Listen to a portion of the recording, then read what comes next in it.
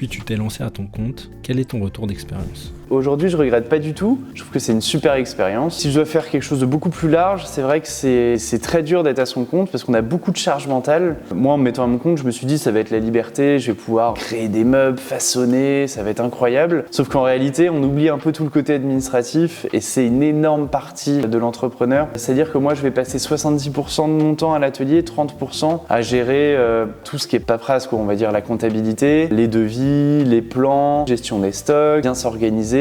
Et quand je dis 30%, de temps en temps, ça peut même monter à 40%, quoi. Je pense que quand on se met à son compte, il faut prendre conscience, on va avoir beaucoup d'heures, ça va être très dur au début, qu'il faut être très motivé. Et après, si tu es passionné par ce que tu fais et que tu es bien organisé, je pense que le maître mot, si tu veux que ta boîte marche, c'est l'organisation. Si tu as plein de clients mais que tu n'es pas organisé, ça ne marchera pas et inversement. Je pense que c'est un mix des deux, mais le maître mot, c'est vraiment l'organisation, quoi.